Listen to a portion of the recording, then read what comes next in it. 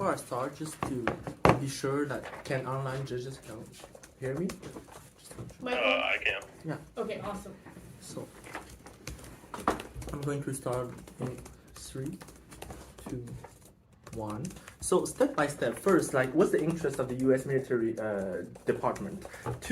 There's two things. First is to maintain the dominance in the military plan. So that means that this reason of existence of defense of department is to defend U.S. against all kinds of threats, all kinds of potential threats. And we know that the U.S. as like the leader, like in the military plan in the world, has like irrational thoughts about every country seems to be a huge threat. So the goal of the U.S. is not to be like 50% better than the second one, is to be like 500% better than the second country in the military plan. So we need to like get the best technology, the fastest possible. So this is the first one. The second interest of the U.S. military department is to have more money and to have the trust from the government. Like you are your department of the government, so you always need to get more money from to get passed on the Congress, to get the money, to get the budget, to apply your ideas. Like you are a department, so kind of you need also to have money for your employees. You need to have money to get like new minds into a department and to also to accomplish your political functions. So that's the interest of U.S. military. So why the OGK is going to answer these two needs. So to answer this question, we're going to look the framing of this motion. So what means prioritize? We think prioritize, every team is going to accept it, doesn't mean fund exclusively. So we're still going to fund the traditional traditional companies of defense. So just in the balance goes towards the venture capital, the VCs. So and also second point, I think we're going to separate like the huge immense complex process of developing arms into basically two parts: the development and the massive production. So I think the massive production will still depends on the government industry, and the traditional department could still do the massive production part, but the design, the development of new weapons, the ideas should come from the outsourcing. So our framing, the model is kind of the outsourcing, is that we have 2 points. First, less restrictive policies. So we're going to give them more liberty. Just kind of, you're going to do, this is our need. We need a weapon that can like spy the entire continent like in real time. So just this outsourcing, yeah. Okay, so you want these military company startups to give away their secret to other manufacturers so that they can develop it for it just to be efficient. Is that right? Am I understanding right? Like 2 points. First, they can steal their ideas. Ideas are made to be sold somehow. And first, they can do collaboration. So and so also the second point is the mechanism and the framing that they give more like funds and support for these startups for creating technology for new weapons. And also like we could say that the government still has the last word. So we're not going to accept that the U.S. military is going to be controlled entirely by these kind of startups. I think that will be excessive from opposition to say that. So this is the framing. So what's the problem in the status quo? That's my third point. We have a fourth thing that doesn't work well in the status quo. The first is that we have a really bad image of this bureaucratic image of the defense department. Why? My second point is that the inertia to all changes. Like we have this huge department. We have so many levels of governance. We have you have the team leader, you have the manager, you have the director. In this huge system that takes years to develop in the history, we have so many different roles, and to pass a project, you need to ask the permission from all these levels. So it's really not efficient compared to a startup. What you can get from outsourcing, yeah. Where there's a lot of potential liability for massive security implications and breaches, of course, you can have massive government departments. This makes sense. Yeah. So yeah, I mean that you need to have. What you're basically saying is that we have the need to have massive departments for different sort of needs, but that is not necessary for the design and get the ideas for new weapons. So after you can like for the control, for the secret part, keep a secret, we can have other department, but just for like the creativity, it's better to do the outsourcing. And also like why is the current system not good for creativity? So my third point is we have a huge like nepotism in the whole entire system. Like the people who are leading the people who are leading the defense department are like the friends and relatives of like the president, like the people who are like secretary of the state. So these are not the best options for like the creative minds to create weapons. So that's why like in the example given in the info slide is like a former employees from Apple. Is that from the free market, you're more likely to get better minds, more creative minds that are not just like relatives and friends of the state leaders. So what are we going to get like as changes in our motion? Two things. First, we are going to become more attractive for creative minds. Creative minds don't like to be put into a huge, complex bureaucratic system, and that every decision they need to make needs to pass on every approval of all levels. So they like to have like this free mind environment to create ideas. And also, why is this kind of creativity important in the current world? Because the war in this world today is more smaller scale, it's more cyber wars, like the drones and all people that we don't require massive deployment of military. It's the mainstream type of war right now. It's in the cyber world. So this means that it's more easy for all kind of countries to put the tech part, not just like money or like massive capability of production, just get a good idea how to like find something that's not working in the cyber world, so we can use this how can I say that weakness and to spy on the internet. So in this world, like countries like China and Russia are all developing like high techs. The speed of turnover of technologies is much faster. That you get a new technology, and in the cyber world, it's very easy to copy your idea and something like this. So the speed of turnover is much more important today in technology. So this kind of bureaucratic system that I characterize in my entire speech is not convenient for high-speed turnovers in technology. You're going to pass all kinds of approval. You have the inertia. Oh, we have been doing this for centuries. We have been doing this for 10 years. I don't want to change, but you need to change in order to keep your dominance in the military plan.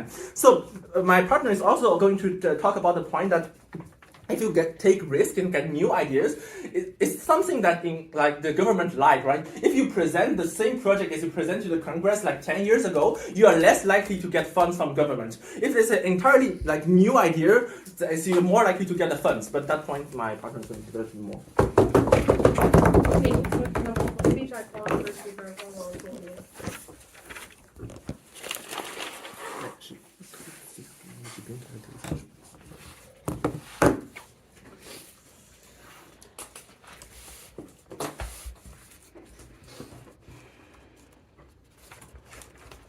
Opening government tells you that we're going to get more creativity and innovation in military technology. But I'll ask you this. How exactly is a startup going to innovate on the F-35 when they cannot legally know any of the information about like the thousands of proprietary and highly secret technologies that are relied upon? I think what they get is a form of development that is highly fractured, in which companies are constantly reinventing the wheel, incapable of communicating with each other, and constantly posing massive security risks without giving the US any significant benefits. But firstly, a bit of framing. I think the status quo is one where large defense contractors can privately invest in startups and buy innovations themselves as they see fit, without any degree of pressure from the US government encouraging them to do so. To the extent that it is advantageous to have a company developing a piece of technology without the bureaucratic constraints of like Lockheed Martin or whatever, Lockheed Martin can go to like startups and say, we're looking for something that can do like LiDAR a little bit better and buy technology themselves. We think there's no particular role for the US government. To the extent this is true, we also think these private companies are probably better suited to decide when it's good to go to these startups than the US government themselves.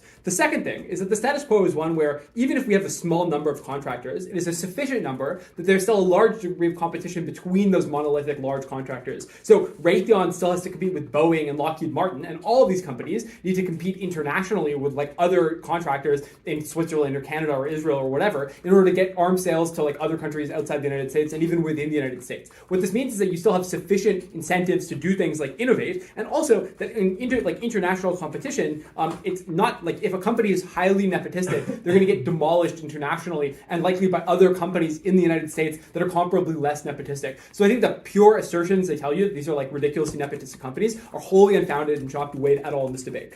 First, constructive argument. Why monoliths are better. Militaries uniquely require the consistency across products and need massive economies of scale, the buying for the entire army or navy that you can't get from startups. You need your guns to all shoot the same ammo or have interchangeable magazines. You don't want soldiers to have to retrain on a new system when you get a new type of airplane and have to relearn everything from scratch, because this represents billions of dollars of investments just because you change the technology. I think they say that you can separate manufacturing capacity from innovation and have we'll have one company develop it and then another company mass produce it. But these are not separable problems, right? Like developing a gun that can easily be produced in the millions is one of the fundamental hard problems of defense contracting, and saying that we can simply separate these things as different types of innovation is just simply untrue, right? So I think that having companies that are going to be able to do innovation in a way that's guided on the basis of how we're going to be able to do this at scale is something that only the monoliths have the type of experience and credibility to do. In terms of credibility, defense contractors have tried and true products that have been tested in battle and are known to be effective, right? Startups are typically untested. They don't have a reputation that they can rely on to the same extent when you're putting weapons in the hands of people in life or death situations.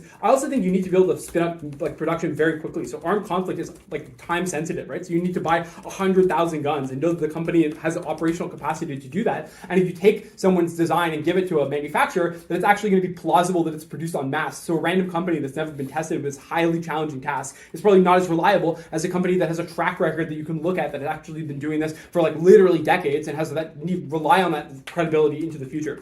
I also think that bidding often fails because if you have a contract and a startup says they're going to be able to provide you with a certain product that meets certain tasks, right?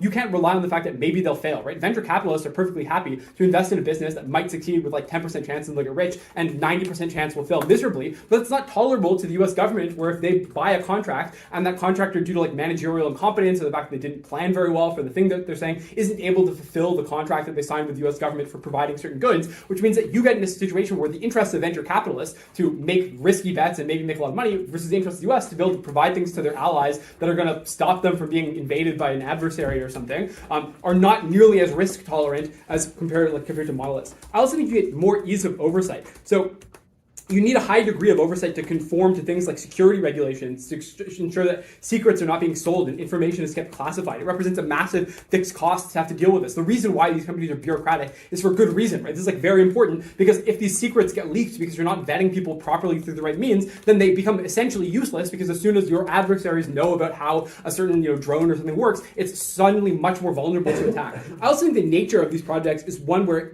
it's very hard to know if companies are being honest because financial auditing to check if their technology is good or whatever requires huge costs for the government versus auditing a small number of companies that have long track records of honesty and holding that against them in the future is much easier with a small number of companies to keep accountable.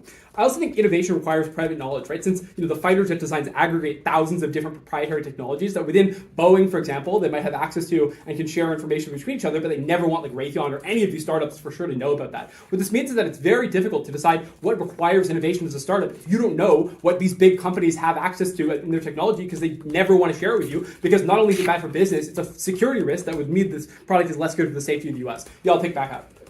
Yeah, so the thing is that you explain why companies have a competitive incentive to innovate if they're large companies, but small companies don't even have the money to innovate. So at least when we give them money, they have a capacity difference, whereas on either side of the house, big companies innovate. In theory, this is true, but if we give them more money, they can innovate more, and we say that they're poised to do better innovation because, for example, when we give small companies the money to innovate, there might be five of them might be inventing the exact same LiDAR system that Raytheon developed 10 years ago and hasn't been telling anyone about. So it's a complete waste of money. Whereas if we give the same money to Raytheon, they already know what they have way more economies of scale, they have the bureaucracy to invest that money efficiently, which means it gets put to good use. Top half, do you have anything? Yeah, if you give the same amount of money to bureaucratic companies, they're going to waste it in the bureaucratic system. So this is such a brain rot argument, right? The idea that bureaucracy is a waste of money, given the plethora of reasons I told you why bureaucracy is fundamentally important to making sure that you make sure these things are kept secret, that you have good organization between people communicating all this information, is an extremely useful use of money, as opposed to the massive inefficiency that comes from lack of communication that's intrinsic to your side of the debate. I also think in general, just economies of scale are massively important, both for innovation, but also for development, right? You need to be geopolitically. The U.S. wants to be the one that's on the forefront of defense production. Since if contractors in Canada or Switzerland or France are outcompeting them, they can't wield the same soft power and being the ones to provide weapons to allies to curry favor with them. Or they might even be in a position where the best development is happening somewhere else, where they have more economies of scale that they're able to weaponize, or a better network effect because they're selling larger volume and therefore more soldiers are trained on a certain platform, so there's greater value, and they have to go abroad to get their own weapons. So I think in order to be internationally competitive, you need the economies of scale that only monoliths are able to give you. Finally, harms of startups. I think if startups develop tech that the US doesn't end up buying or doesn't end up using, you have huge security risks, right? They're willing to do things like go abroad to sell those technologies to your adversaries because they have comparably less to lose versus these big monoliths that can never really do that, because if they develop using this technology and they sell it abroad, they're going to lose their credibility in all of their future contracts, whereas these startups have nothing to lose because they're probably fucked anyways. So I think the risk of developing these companies that are going to be in these very vulnerable situations with technology you don't want going abroad is very unsafe for the security of the country. For all those reasons, very proud to oppose.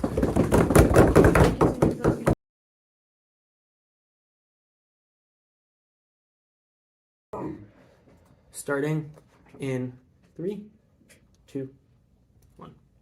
The fundamental problem with government on this side of the debate is that they have to understand the reality of economics. Natural monopolies exist, and they sometimes can be good. And this is precisely the nature of this situation where, yes, we might have inertia. Yes, we might have some kind of large governmental bureaucracy, or might have large companies with a lot of bureaucracy. But it is fundamentally the nature of the industry that necessitates this for it to exist in the capacity that it does. It's on those grounds we're proud to oppose. I'm going to do a couple of things. I'm going to first run through a case, rebuild my partner's case, hopefully get a POI from CG of their case as well. All right, so let's deal with what we've heard out of opening government. The first thing that we heard is that we could fundamentally separate the development and production of these ideas, and after that have both of these industries kind of exist independently. The problem of this is that why would you want to produce your ideas unless you sell them? But if you produce your ideas just to sell them, then this is status quo, because the thing is that these companies, these very large ones, have and necessitate startups to create certain kinds of ideas, as Jacob has described to you, to get certain product designs, and then they buy it off of them. So this market already exists. But this idea that we should then have that small company also be the defense contractor and take the contract with the government, that is fundamentally what they have to defend, and that is different. So they would want to establish the factories, because why wouldn't they at that extent? So to that point, that's where all the efficiencies that kick in, they had to realize this differential in order to get the nuances of this debate. The second thing that they say is that nepotism is in the entire system and that only friends and relatives are able to get contracts. The first thing I want to suggest is if nepotism is a reality of the defense industry or the defense bureaucracy that exists in the United States, then this would be cross-applicable to startups, especially given Jacob's analysis as how bad governments are at good investment screening. They don't have bankers. They don't have the ability to screen through hundreds and thousands or whatever else of startups that exist in a very meaningful extent and go through all of these financial screenings, because obviously the private sector is able to hire all the people that can do this very well, that can do all the good financial modeling and all the other screening that you necessitate to do this. So to that extent, if it's true that there's an information dearth and the government's very bad at selecting startups in order to give contracts, then what would necessarily happen is you have to start relying on other sources of information, aka nepotism and connections. The fact that you know someone from the defense industry, or that you know if someone left the defense, for example, bureau, in order to start their own startup. This is precisely the type of person that you're going to pick in order to award a contract. So to that extent, I would say that this is cross-applicable and mitigatory. And I think the necessary then mitigation that exists on our side for nepotism is that you still have to compete to some extent, as like Jacob noted, between first the companies that exist here, but secondly internationally abroad. Meanwhile, the difference and unique aspect of startups is they have nothing to lose because they don't have a reputation. So to that extent, nepotism sure exists, but it doesn't mean accountability does not exist. It still does exist, because you will still be affected by the market and penalized by creating bad products and for making bad decisions inside. For example, I don't know, getting fired in the bureau if you, for example, prioritize one company like Boeing and they're constantly doing garbage. All right. Next, they said that small companies have incentive to have security norms. Like, I think that this is just a capacity issue question, right? Like, it's a very large fixed expense that's very hard to set up. It requires a lot of IT. It requires a lot of conscientiousness. You literally have to have people hired in order to track your ability to be secure. It's not something you could just do as a startup founder that has 1,000 other things on their mind they're trying to do. It's something you need a dedicated personnel and dedicated systems for. This is what exists in the military and already exists in the industry. So I think they don't have the capacity for this accrued expense. But lastly, I think decentralization is very inherent to the process. So sure, maybe some companies have an incentive and understand and do good work in protecting their trade secrets and everything else. But the fact that you decentralize the process in general is what is the issue that Jacob pointed out, which creates more opportunities for information stopgaps and holes to happen. Next, I want to respond to the POI that we heard out of closing government. They said the problem right now is that these startups not have any money. This is then a question of seeding. Is there money to actually have and start these companies? I'm going to respond to this. Firstly, there is plenty of money. There's things like loans. There's things like private capital. And there is the fact that often industry professionals who leave their company might have some kind of proof of concept in order to get funding for in the second place. I think secondly, the prioritization of this has to be acknowledged. The government does not give free money. I don't know what they think this is be about. It's not about prioritizing since the government just gives free money to startups. They don't do this. They award contracts for business. And so this is what the real trade-off is. Even if they think it's about giving free money, then you're at a higher risk of just giving free money to startups that are likely to fail than just giving it to traditional business that, as Jacob noted, and knows how to actually give out this money and distribute it very properly. But secondly, if this debate is about granting contracts to startups over establishing giants, then obviously all the harms that we talked about, for example, economies of scale, cost of disassociation, are all accrued on their side of the house. So yes. The fear of losing reputation is the very reason that they tend to be more conservative. That much engineers at IBM, they see the rising of Google, said, I cannot do anything, I'm desperate because we have thousands of employees that rely on the traditional job we are doing. We know that the right thing to do, but we cannot do No, because the thing is that most of these people are CEOs that went to business manager school and they know how to deal with disruption. How you deal with industry disruption is you acquire a startup and you just integrate it. They're not just prone to being stupid because they want to make sure that they keep on long-term business. These are long-term entities that understand their incentives in that time scope. The next thing is, why is traditional good? I think the very biggest thing that we point out is the cost of disassociation is inherently high in their sub-house. You already have established infrastructure and norms as the U.S. government. You have established communication pipelines and preference needs. You have communication to talk to the CEO about what you want and how you want to understand it. You have security clearances that make sure that information is not dumped because it's valuable in the first place. All of this suggests is once you start integrating the system around startups, you have the cost of disassociation, which is inherent on their side of the house. I think then, before I continue, I'll take the POI case, please. Yeah, sure. So either way, it's probably true that big companies only work with the U.S. But on your side of the house, when other countries start investing in startups, startups go to those other countries. Whereas on our side of the house, those stay in the U.S. That's probably much better for you. But they get acquired anyways. We explained to you that the industry as it works is already good. But secondly, this is not a fundamental risk because most of the good technology you're getting is coming from these big businesses. I don't know why there's this assumption that innovation is good on their side house. Jacob gave you all of analysis of why innovation needs to accrue inside these tight-knit spaces where you have access to the information.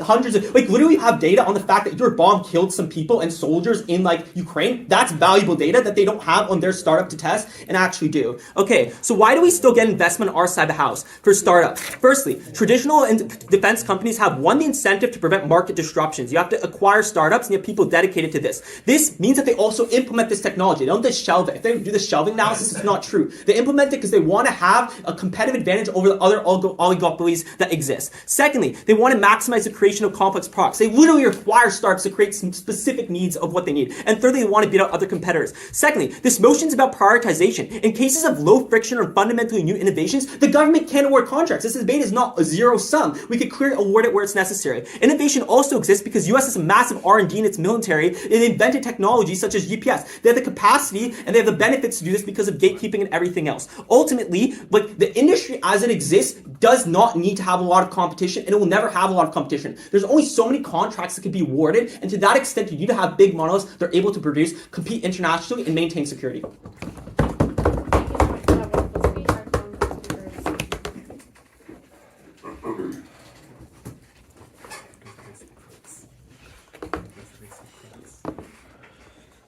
Warren, can you hear everything?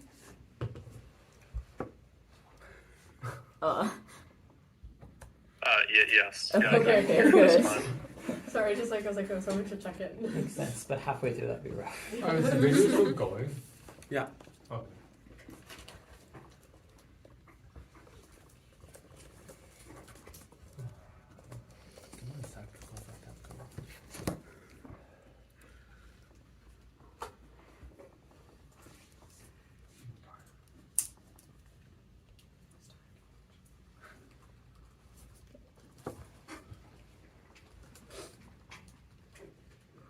Okay, I'll be starting my speech in 3, 2, 1. Okay, my extension is going to be pretty simple. Why is competition good both for two things? First, driving controlled innovation, and secondly, things like safety, security, and control over the military by control over the development of these different types of products. So first on controlled innovation. I think it's a very stock piece of analysis, but monopolies are bad because there isn't very much pressure to innovate, contrary to what we hear from opening opposition, right? There's a couple reasons for this. The first is I think it's very clear that the major players in the field are major players in different types of products, right? So there's a major player in fighter jets versus a major player in tanks, and all of the proprietary technology that exists for these different types of technologies are distributed among these major players. So these major players are not competing against each other, and it is unclear why other companies are going to force these companies to want to innovate and want to get better over time. The second is that they already have very exclusive contracts with the US, right? The US isn't buying from a lot of these international companies. These companies know that they can get consistent consumers from these types of from the US, so they're not going to have very much pressure to innovate. And the final thing is that there's just significant lobbying power that exists from these major companies, right? It is the reason why, for instance, Boeing was able to lobby against skirting safety standards with things like aviation and lobby institutions to let their planes accelerate through things like safety checks. This similarly applies to things like getting contracts to be able to buy their stuff over the long term, pushing for things like buying certain technologies, or even pushing for certain conflicts to happen in countries in order to accelerate the the financial growth that they're going to get back from their country. So this lobbying power is significant that pushes against these military's ability to regulate these companies, that pushes against their necessity to continue innovating over time. So the impact here is it's clear there's not very much incentive to innovate, whereas we think on the counterfactual of startups, there's several reasons why we are able to get sufficient innovation. The first is I think this is more of a long-term debate, right? It's not just individual contracts. The fact that we're talking about things like venture capital and private equity means that we're also funding these firms to actually provide funding to these companies, rather than just saying these companies are automatically going to be given a free contract even if they make shitty technologies, right? So the fact is we're still getting innovation into these types of funders for these companies, and then funding a mass number of companies, and then choosing the good ones to buy up the technologies for. By investing in this tech in the first place, you create a spillover signaling effect where you tell Silicon Valley that this is an industry worth developing in. You encourage fast technological development, and then bad startups will fail while good startups succeed, right? So bad startups are going to be the one who then present their options to US military, who are able to decide which ones are the best options. And we're better able to check and balance these smaller companies because we can actually pressure them in terms of safety standards, right? Because if certain companies just aren't meeting safety standards or are making really horrible technology, we can just not go with those ones and go with other ones. We're able to pressure them to an extent that we can't do with these monopoly companies, because monopoly companies easily lobby away the policies we put on them, are easily able to continue with the same technologies that they've always developed, rather than feeling this pressure from other companies to develop better technologies. But importantly, and this was pointed out in Anders' POI, the US military is able to control the flow of this innovation. Because the dangerous thing about startups is that they are not limited in where they operate, right? They can sell their technology to other countries if that is more profitable. And the worst outcome for the US military is our adversaries, like the Chinese military, getting access to these technologies before we do. We are able to be the first funders for these types of companies and startups and ensure a degree of loyalty from them from the startup, right? Because startups right now are very dependent on funding, are not able to get off the ground or develop any of their technologies unless they get some funding from us, unless they are kept in the startup ecosystem, unless they're given mentorship and things like that. If we are the ones to provide that to them, then we are going to be able to successfully deter them from going to other countries if then their main customers and funding are all dependent on US funders, US investors staying in these countries rather than selling to other countries. Whereas we risk them losing that loyalty by going to countries that offer them this contract first, not right now, and then that means that we put this this amount of development that we could have gotten significantly at risk when they can leave to other countries. The second thing then on safety, security, and control, right? So the big issue with monopolies is that they often don't just create military technology, right? So big companies have separate wings that provide a large boost to the economy in many other ways, right? Boeing isn't just a fighter jet company. They do commercial aviation. They have significant stake in the economy. They have significant stake in people's ability to go on trips and things like that. And that means they're able to significantly exercise their political power in such a way that startups aren't able to, right? This is where we see the lobbying of senators, the pushing of them to buy certain jets over, to buy their products over other products, even the funding of things like wars in other countries and encouraging violence and going to violence sooner because they want to ultimately sell their products, right? This is all stuff that we don't get when we have more of a breakup of the market and smaller companies are greater prioritized so they can grow to a level that then threatens these companies' ability to constantly lobby for their products only, to constantly only sell their products in the market. Sure, opening. Okay, so you assert there's no competition within spaces like airplanes or or guns, but the average regional voter, or even a below average intelligence voter that reads The Economist or touches grass, knows that Boeing, Lockheed Martin, and Raytheon all compete for planes, or Glock, Ruger, Smith & Wesson are all competing for guns. So I just think that the fact that there's no competition is purely asserted, should not be weighed at all in this debate unless you can actually prove it. Sure, but I think the issue, though, is that there's just not significant enough competition to actually push for innovation, right? The ultimate thing is whether there's a delta, I hate that word, on innovation in the first place, right? So we see with things like Boeing versus Airbus that these are two competitors in the market, sure, but the fact is that both of them are easily able to skirt safety standards, are easily able to lobby away contracts, things like that. Do we have anything from closing, I guess? 2 POIs? No? Yeah. Sure, go. Okay, but you say on the point of companies going abroad, we are fine with these small startups that are doing shit innovation because they don't have access to the technologies they should be innovating on going abroad because it's not nearly as helpful. Okay, but when they go abroad and then they are able to develop technology faster because they're funded by other countries, that's when we are putting them at risk, right? Because startups, the fact that they have a lot of pressure to innovate, they're trying to capture a lot of top tech talent in Silicon Valley. Things like PhDs that are interested in working on these problems means that they do have significant enough brain power, but they don't have the significant financial capital in order to make those developments. That financial capital gets given to them when other countries are able to offer them that funding, and then if we don't capture upon this innovation, that means we're losing out on a lot of the top tech talent. We're losing out on that innovation that then other countries are able to take advantage of. Those are being our adversaries. I think we pretty clearly win over OG because they spend a lot of time talking about nepotism and things we don't think really matter. Ultimately, what matters in this round is the structural incentives of all of these different groups, whether that be these big companies pushing against the US government and pushing against these types, using their monopoly power and abusing it in such a way that allows them to basically skirt safety standards, that allows them to push for their incentives to win out. So ultimately for both safety and security becoming worse off, for the US military losing power to these big companies, and for the fact that innovation is driven better on our side and also controlled within our domestic interests, we're proud to propose this motion. First speaker, Here you go.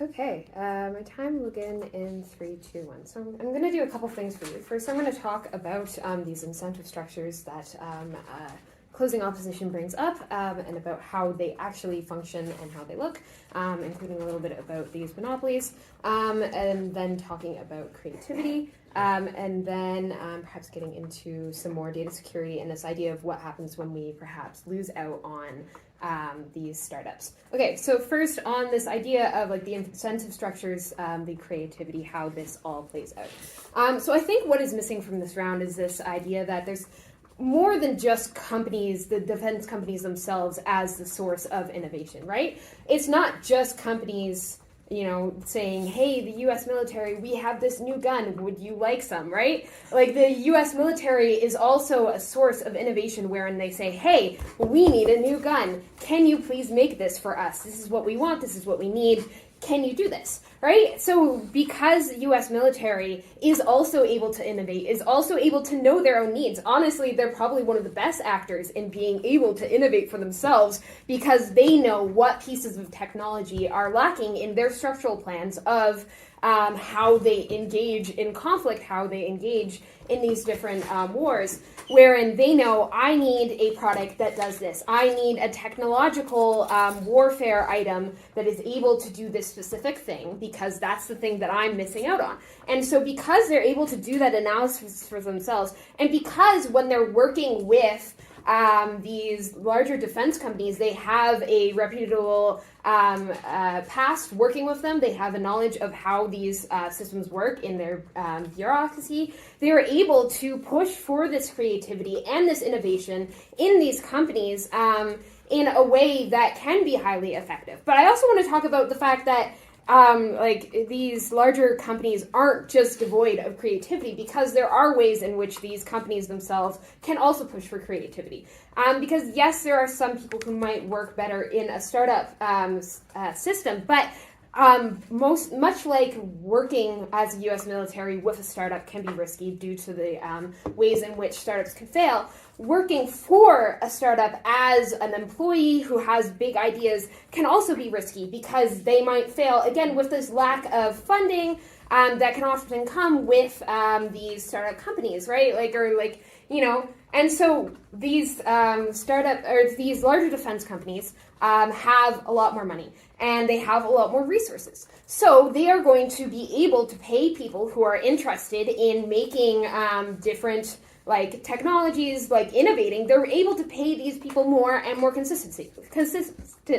If you are a new graduate who is interested in working in the defense industry, you're going to want some degree of security in your job, right? You want to be able to work with a company that is going to help you grow and thrive and is going to give you many opportunities to do good things in a second. And therefore, you're going to want a company that is going to be able to support you. And these defense companies are the ones who are going to support you best. And therefore, they're going to attract the best employees who are going to be the most innovative in order to get us most technologies. Go ahead. The fear of not doing the right thing is symmetrical in huge and little companies. But in huge companies, they can just keep doing the same contract they already have. But in little companies, they have nothing they already have. They can just take risks and do innovative research. Yes, however, these all work on contracts, wherein the U.S. military says, I will pay you to do a thing, right? And so if the U.S. military isn't getting from this company what they want, if they're not making products that the U.S. military wants, if they're not doing what the U.S. military needs,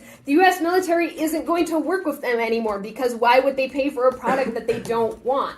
Right? And so that's why there's this incentive here, in particular with these larger defense companies, in order to give us better products. Because A, the U.S. military itself can push this creativity, and B, they have better employees because they're able to attract the top employees. And therefore, that's why the creativity is better. So then, going back to this idea of security and talking again about particularly engaging with the closing government on this idea of missing out on particular opportunities, right? So let's look at what happens with startups if we don't invest in them. A, they just die, they don't work out and nothing kind of becomes of it. B, they get integrated into one of the companies that we probably are already making businesses with. And ultimately, we could trust with the businesses that we're working with that they are going to be making the right decisions because obviously we have a trusted relationship with them. And in fact, it could be a situation wherein we actually push them, hey, we're interested in this startup, what they're doing. We'll give you money if you go buy them up, right? There's no reason that can't happen in this system, and that decreases a lot of the risk, because then all the data security and privacy issues that we've seen on OpenGov get mitigated by the fact that they are now working in this more secure system of a company that has all the data privacy infrastructure in place when they got bought up. And therefore, that would be kind of the best situation. Or I would like to engage with this idea of we don't invest in them and then it goes to another country. So with this situation, I think that it's important to realize that when the U.S. military, not this time, works with a startup, it will fundamentally kind of affect what this startup is making, right? If we don't invest in them, and again, we have a lot of money and we can make a large difference in the ability of a company to succeed, then therefore we're going to not, a company might not make the same products to the same degree to have the same success unless we actually invest in them. And so when we aren't investing, then they might not be making, and they're not going to have our secrets, right? Ultimately, the risk of the data security, the data privacy, wherein if we tell them our wants and needs, they can easily sell, if we tell them we want a gun that does this, they can sell that information to any other country that wants it, that is willing to pay for it, because they ultimately don't have as much loyalty to us. And so because there's that monetary incentive to be giving up our secrets, our wants, and our demands to other countries, it is inherently very risky to do this. And therefore, because there's this high risk, it's worth it outweighs the potential benefit that we could get from investing that actually we could just get through other avenues as I've mechanized. Thank you. Thank you so much for which I call government work to build for government side here.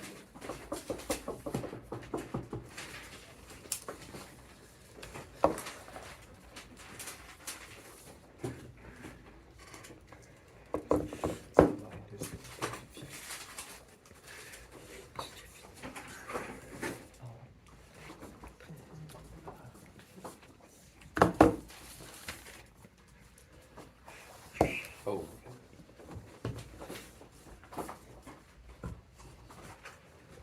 I saw you bring up mine.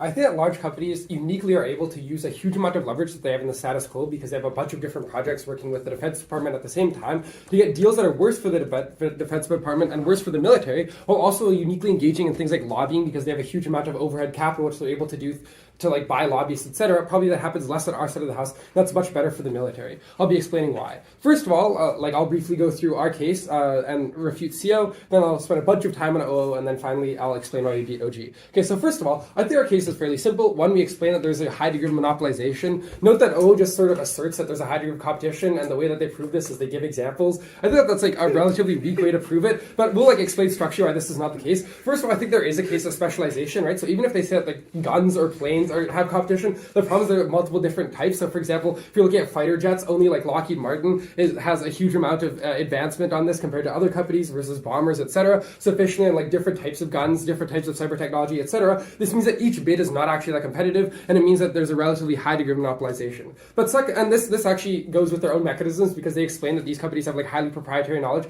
that's different from each other, and some have like 10 years advancement on LiDAR or something. That explain why some companies have a huge amount of advancement on certain technology other than others. Second of all, we explain that there's certain companies that have more knowledge and experience working with the military and specific wings. So that's to say that if your previous fighter jet technology was a collaboration with Boeing, or in this case more likely Lockheed Martin, then probably what happens is that you have direct experience working with people in Lockheed Martin. The people who end up making the decision about who to give the next contract to are going to give it to people that they have experience working with. This means that certain companies have a systematic advantage. That's a bad thing. Third of all, I think that like even if it's the case that there's not economic oligopoly, which I think oligopoly is sufficient, even if there's not one company that controls things, even if there's only two or three, still have significantly limited competition. But note that we still think that large companies have unique ability, like they have multiple projects. So that's to say that if like Lockheed Martin has one project here and one project there, then when you're looking for a third project, they're able to leverage the fact that they have these other projects and do things like threaten to slow down these projects. This has happened like multiple times where these companies use the fact that they have other projects and are able to negotiate for better deals on like additional projects. This doesn't happen in the counterfactual, because in the counterfactual, of course, like we probably have small startups that each do individual products. Fourth of all, there's just a much higher degree of lobbying, as I explained earlier. I'll explain this later, right? So I think that what this means that at the end of the debate, you should believe that like the mechanistic reasons that we give you for there being a high degree of monopolization or oligopolization are sufficient, and you should think that there's a relatively small degree of competition in the status quo. Then we think that the counterfactual is much more competitive because you have a lot of smaller companies. Smaller companies can't lobby as much because to the extent that there's a much more competitive market, what this means is that it's much harder for them to have like excess capital that they can spend to do things like lobby politicians, which only gets returns like 4 years down the road, because in the short term, lobbying is not that effective. It only is effective once you could get like people are sympathetic to you elected, etc. This then has two impacts. First of all, I think in the status quo, there's very costly and bad contracts. That's to say that Boeing gets away with like a lot of bullshit. Look at the way that they deal with the like existing civilian regulatory infrastructure. I think this also happens with the military to the extent that they have a huge amount of lobbying power. This means that you just get worse innovation, you pay more money than you need to. But second of all, you have a lot of lobbying, which means that Congress is like breathing down your neck. Companies lobby Congress to force you to buy certain things you don't want to buy, but they also force Congress to like, companies do things like lobby elected politicians to get them to go to war more. I'll explain like why that's particularly bad for the military. Note that the military is made up of soldiers, so to the extent you care about the interests of the military, you care about the interests of soldiers who probably don't want to die in like foreign battlefields. This happens to the extent that large companies are able to do things like like donate a huge amount for campaign financing to candidates that are relatively pro-war, and those candidates are marginally more likely to get elected. This is like reasonably comparative and actually a tipping point in like a large number of cases like Somalia, where there's like some military deployment there. It's not going to be a huge issue that the average voter cares about, but lobbying is sufficiently powerful. I'll take closing. Yeah, so like industry lobbying still exists, not just individual corporate lobbying. So you still get a lot of those harms on either side of the house because they're still going to be lobbying pro-war, buying our stuff, right? Yeah, so 2 reasons why this doesn't happen. One, it's relatively hard to coordinate lobby among a bunch of companies. One reason is that you probably want lobbyists to lobby for your company to buy your stuff particularly, and that's not going to work if you have multiple different companies are going to collaborate on this type of thing. But second of all, I just think that like to the extent that you have to lobby in ways that are collaborative and public, it gets a lot more difficult because it looks a lot worse for voters, etc. I also think that like just in general, it's relatively unlikely that companies have the exact same interest, and so probably they want to lobby against each other in many cases. Okay, let's explain how this engages with CO and then OO. First of all, on CO, I think that CO says that CO says a few things. One, they say that you already have trusted relationships, and the government has worked with the companies in the past. O already says this, so I'll just address it when I get to OO. CO also says that like probably they're not going to make dangerous products otherwise. I'll explain like later why this is not true. Notably, like other countries have an incentive to invest in things like startups. So to the extent that the US has a huge amount of human capital at the current moment, it's probably good to maintain that human capital by investing in startups rather than allow that human capital to leave. Lastly, they said there's like more money and resources in these startup and like existing companies, and they have better people. First of all, they say that like smart people want job security and so they're going to go to these big companies. It's unclear why like the smartest people want this. Presumably, they also want things like autonomy and control. That's things that you get when you go to startups. You also probably have higher profit margins to the extent you can own the entire company if you're at a startup. So I think that it's unclear why the smartest people are necessarily going to go to the biggest companies. But it's also uncomparative because for reasons I already explained in like the POI, I think that it's the case that the largest companies have enough money to do R&D on either side of the house, and they're probably going to do it because they still want to bid for contracts. So then the question is, do the startups also have enough money? And I think that to the extent that we're able to provide them enough money, then they're more likely to have more innovation, etc. So the large company innovation is symmetric, small company innovation is not. I'll take opening. Okay, so very frequently it's the same investors that are investing in all these small contractors because they have industry-specific knowledge that allows them to be good venture capitalists in the space. So they are probably the ones doing the lobbying on behalf of the industry. But to the extent that you prove no tipping point on competition, since you still have competition, all of your analysis about competing interests in lobbying mean that lobbying is relatively ineffectual status quo. Yeah, so first of all, I think it's just not like we explained to you that to the extent that there are only a few companies, it's the case that they're much more able to collaborate on lobbying. And also I think it's the case that note that I also think it's the case that even if they're like industry investors who invest in multiple companies, I think that those still aren't like the controlling interest in a lot of those companies. They still probably have relatively diversified portfolios. Note that like a large portion of the stock market is like index funds, for example, that probably don't have a huge amount of interest in lobbying for this one specific sector. Okay, taking out O then quickly, I think that O first of all says that like startups can't innovate efficiently. One, I think that you probably have the ability to allocate your investment in areas that you want. You probably can buy the products that you need, demonstrating effectiveness. So I think you don't have to like rely on the companies to be effective. You can just wait until they have an effective product and then buy that product. And that way the market subsidizes the development costs because ineffective companies just never get their stuff bought. Second of all, they say it's less secure. I think this is just clearly false. Like few smaller institutions are more willing to adopt your security apparatus. Boeing and stuff already have their own security apparatuses, so they're less likely to adopt what you want. They also say that there's credibility in production at scale. Note that for things like guns, sure you can go to the big companies, but I think that we're talking more about smaller scale products like intellectual property, etc. Lastly, I think that they say that these companies could go abroad. Note that to the extent that they go abroad, that's worse on opposition. These are all reasons why closing government wins. Thank you.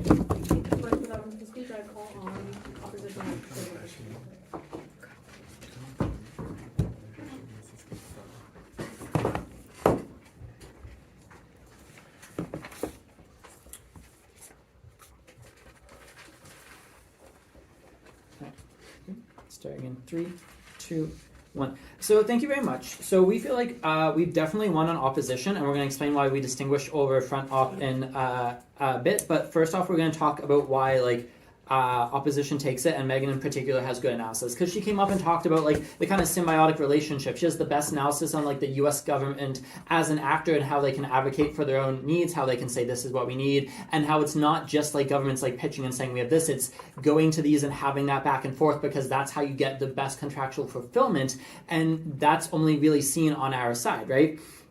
And talking about a lot of the informational security, right? Because we brought up the fact of like, okay, cool. We front half to their credit brought up the like, okay, you don't want a bunch of people to know about it. And like POI and Meghan also talked about the fact of like when it comes to a lot of this, you don't want to tell a whole bunch of people this is what we're in the market for, this is what we need covered, this is the tech that we're looking into. Because like even just knowing that that's something you're looking into is this sort of info leak, and we don't really get like a good response from the other side other than, oh, but then you can just contract with all of them, but like that's not really reasonable. And if you're only contracting with some of them, there's a bunch you're not contracting with, so that information is still kind of getting out there. So we don't really see in any of these situations how like giving away a lot of this information is worth it, because what government military needs to defend itself, to advance itself, what they're working on is secret, and you can't really negotiate and say, oh, we're looking for this, or oh, we need this, without it being obvious. If you approach a startup that only is interested in this one area and you make a deal with a startup, everyone knows what you just got, right? That's a part of this, right? Like if you want to be making these deals,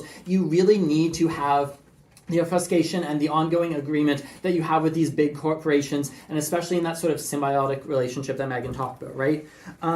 So we talked about innovation in the round, sure. If you have a startup who can increase the resolution of a space satellite to 10-fold, why don't you care about if you use it for a drone or for a missile? You can do it as much as you want, but you need this technology specifically. Sorry, can you say that again? Like if we have technology that can increase resolution by 10-fold, why is it important that you need to know the government is going to apply it on missiles or on drones? I didn't know to do that. I mean, if someone's trying to advertise, if you're a startup and you're trying to sell off your tech, like you're trying to get it known, so the better a startup is of like making known and being caught by the attention of the government, the more people know exactly what it is we're buying. And the less well known it is and the less good they are, the more likely it is to lead into like the nepotistic framework that we've already established works on both sides of the house, right? And like when we talk about like encouraging innovation, we saw we get innovation on both sides, right? Startups often are being bought up by like Lockheed Martin, and like that's fine, and we still get those advantages like on our side of the house. We still, like Meghan did a good analysis on like why a lot of people who are like experts in the field and who are really talented want to work for these corporations, because they know these corporations are the ones that are known for all these advantages. And we heard from side government that like, oh, but like they'll want to be like in the ground floor of startups. Hey, again, a lot of those are getting bought up here, and it's not that we exclusively can't whatsoever work with startups, and we can also encourage the big corporations we work with to like buy those up. And also on top of all that, we still think they're going to go with the big names, because they're going to have that recognition, because they're going to want to be with those big names they care about. Wow, this feels like a lot of the soccer case we just said. Okay, so, and we talked, and efficiency and communication, right? Like both front and back half on our side talked about like why it's important having that like good pipeline of understanding. And like Meghan talked about like why having a good relationship with someone you're contracting with is important. So you have that connection, so you have that understanding, so you're in the same boat, and you have that sort of social accountability, right? Because that can help. And what we heard on side opposition in response was like, oh, but like, is that like really like a good thing? Do we really like want to have that? And we feel like, yeah. So let's talk about why we beat second gov first, all right? So they said like, okay, yeah, like, but a lot of industries aren't competing like directly with each other, but there still are, right? There still are options, and also we can say, oh, hey, cool, you are the second leading jet fighter development. If they're not cutting it, we're going to go with someone else, right? We have options, and we have power that no one else has as the U.S. military negotiating military contracts. Like, we have power in a position for contracting that no other actor really does, and so we can use that, right? Because we can say, oh, hey, you also have a bunch of infrastructure, and you have a really good track record, and you're this big company we contract with. We're going to get you to pivot a little bit, and we can just do that because our funding is trillions of dollars, right? Yeah, sure. This mechanization relies on the military being like extremely efficient, but the problem is that to the extent that there's lobbying, which happens more when you have big profit margins because you have monopolies, it's much easier for the military to like get lobbied into making a bad purchasing decision. First off, there's still in lots of lobbying because, as I said, trillion-dollar industry. I don't think I need to really substantiate why different corporations who have common interests are going to push for a lot of the same like lobbying outcomes, and I POI'd about this already. So like we feel like that's reasonably understood status quo. That's going to kind of exist anyway, right? Yeah, so let's see. We talked about why, like, the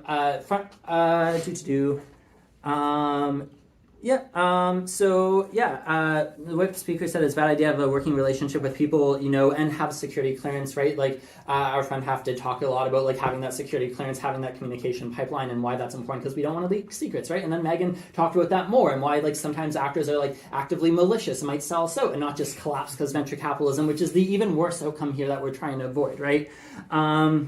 and all the human and like the lobbying inconsistency there. All right, so let's talk about opening gov. So they said about like outsourcing away secrets, because if you split manufacturing and like secret getting, you're basically just giving away your secrets, and at that point you're basically kind of being bought up by one of the big companies, only less equitably and less efficiently. So it's just worse on both of those, and I POI'd about that right away. But like, how does that make sense? And I didn't really get like a good response about that.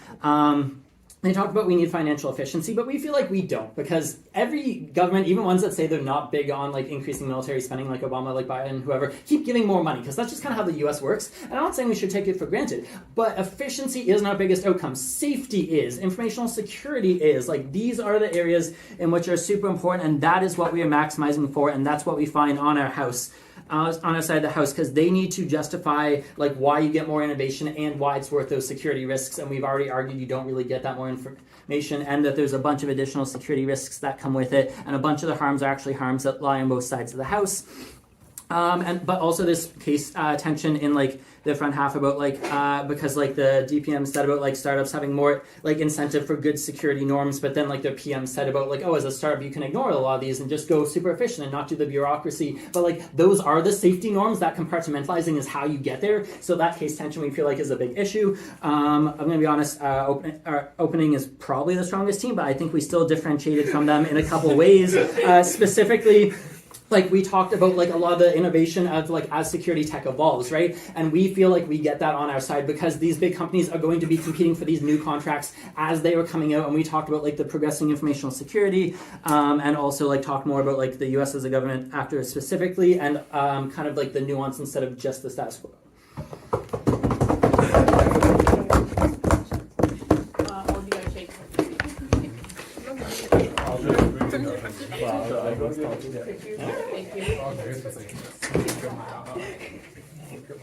I meant to quickly say that and then have more time to say why we were better, but it looks like. I've had someone in a